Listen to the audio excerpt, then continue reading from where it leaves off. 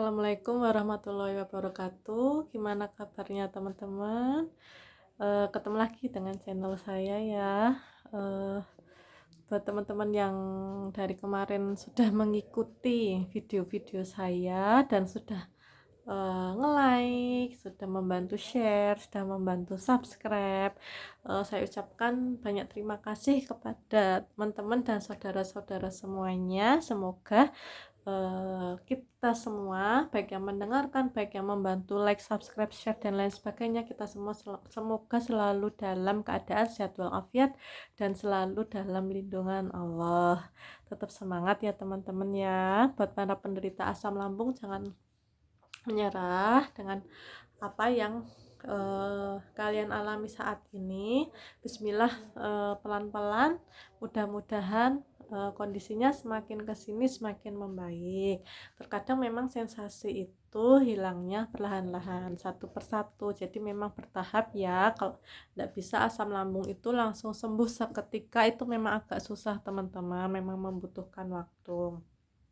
Nah, di video kemarin yang sudah saya share ke teman-teman semuanya, saya akan membahas 5P untuk menjaga atau untuk mengatasi asam lambung kita. Nah, 5P itu kemarin apa aja? Ada pola makan, kemudian ada pola tidur, pola hidup, pola ibadah, dan juga pola akhlak atau pola perilaku. Nah, di sini saya akan membahas tentang pola makan yang pertama kali dulu ya, teman-teman ya. Nah, pola makan. Jadi waktu saya mengalami asam lambung GERD yang pertama kali dulu, saya itu pas parah-parahnya ya waktu itu ya, teman-teman.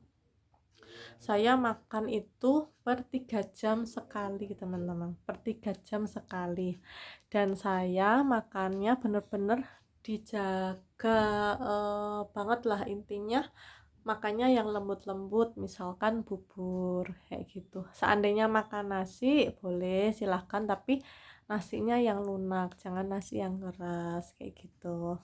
Jadi per 3 jam itu saya makan nasi biasa di pagi hari jam 6, jam 7 gitu ya. Kemudian jam 12 sama malamnya itu sekitar jam 7 gitu. Nah, di tengah-tengah waktu makan nasi itu kita harus banyak ngemil, bisa per 2 jam, bisa per 3 jam, bisa per 4 jam. Yang penting kalau teman-teman udah merasakan perutnya kosong, biasanya kan perut kita kalau kosong atau nggak nyaman kan bunyi ya, kayak kerucuk-kerucuk kayak gitu, atau mungkin kita merasakan lapar kayak gitu.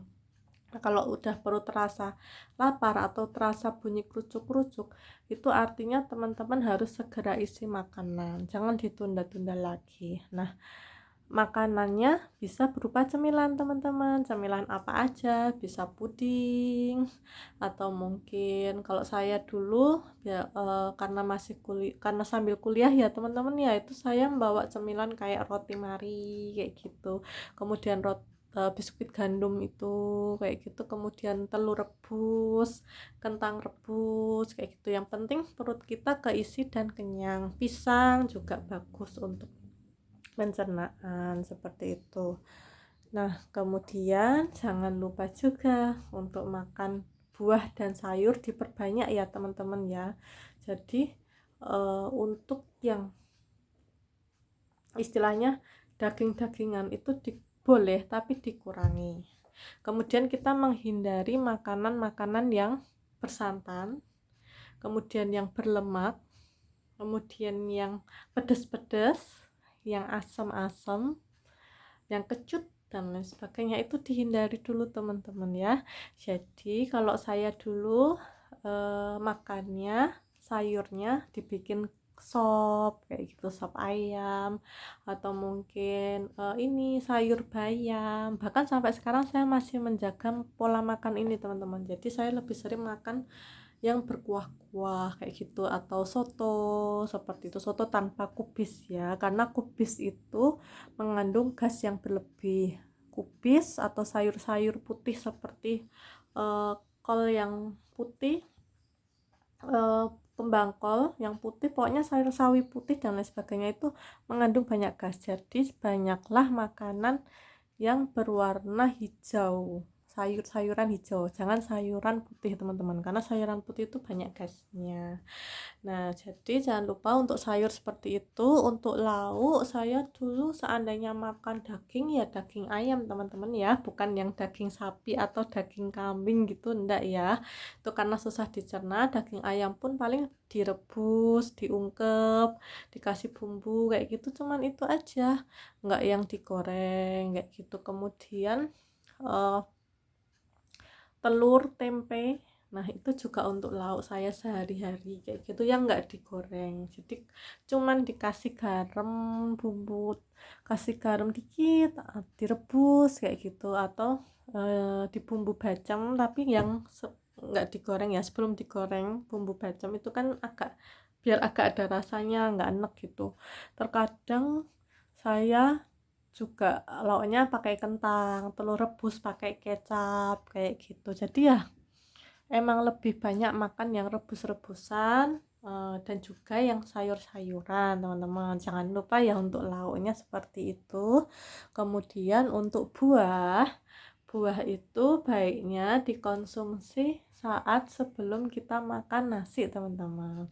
Jadi misalnya kita makan jam 7 pagi, jam setengah 7 kita boleh makan buah. Jadi di saat perut kosong kita makan buah. Misalnya kalau saya ya, yang cocok di perut saya itu adalah buah pepaya teman-teman. Buah pepaya, buah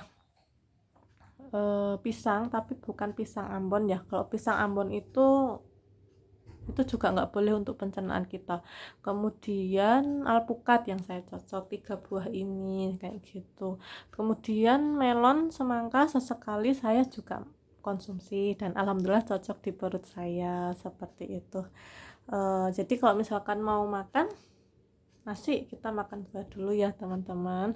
Kemudian saya kalau yang saat ini saya konsumsi itu karena nggak terlalu parah banget ya teman-teman ya, jadi buah itu saya nggak terlalu banyak sih, paling pepaya aja sama pisang. Kemudian air tajin itu juga bagus, atau pati Garut bisa dikonsumsi sebelum makan nasi teman-teman. Nah itu saat perut kosong ya. Nah kemudian paling itu aja ya teman-teman ya. Nah saya tambahin minum madu juga teman-teman, air putih hangat diperbanyak, jangan lupa air putih hangat itu, kita harus sering-sering minum air putih hangat, jangan minum air yang dingin kayak gitu. Kemudian air putih ini bagus diminum saat sebelum dan setelah makan kayak gitu ya. Kemudian kalau makan malam maksimal jam 7 malam ya teman-teman, karena kalau kita ingin tidur itu harus 2 jam makannya 2 jam sebelum tidur. Jadi habis makan jangan langsung berbaring, jadi 2 jam sebelum tidur baru kita boleh makan, baru nunggu 2 jam baru boleh tidur gitu, biar dia nggak naik gitu ya asamnya ya, kayak gitu teman-teman. Jadi kalau misalkan habis makan kok keliengan, itu wajar banget teman-teman, karena lambung kita sedang mencerna proses makanan yang masuk ke dalam tubuh kita. Jadi kita nggak usah cemas dan nggak usah panik di saat habis makan, atau mungkin di saat perut kita kosong kok kita keliengan. Itu hal yang wajar bagi penderita asam lambung. Jangan panik, yang penting kita tahu diri kita, oh saya lagi lapar nih, mulai kerucuk-kerucuk mules, waktunya diisi makan. Atau mungkin kalau misalkan keliengan, oh mungkin porsinya terlalu banyak, oh mungkin salah makan, yang saya makan tuh mungkin kurang tepat atau kurang cocok di perut kita gitu. Jadi kita jangan fokus ke keliengannya, tapi fokus ke solusinya. Oh makanan apa ya yang kira-kira cocok untuk saya, seperti itu. Karena setiap orang meskipun sesama penderita asam lambung, tapi bisa beda-beda, apa yang dikonsumsi saya dengan teman-teman bisa berbeda, tapi mungkin pengalaman saya seperti itu ya teman-teman ya. Mudah-mudahan bisa membantu. Ini dulu untuk yang pola makan. Barangkali kalau teman-teman ada yang mau ditanyakan, silahkan ditanyakan di kolom komentar. Nah besok kita akan membahas tentang pola tidur ya. Sekian dulu teman-teman, semoga semakin membaik ya kondisinya, kita semua semakin sehat, selalu dalam lindungan Allah dimanapun dan kapanpun kita berada, amin ya rabbal alamin. Sampai jumpa di channel berikutnya. Wassalamualaikum warahmatullahi wabarakatuh.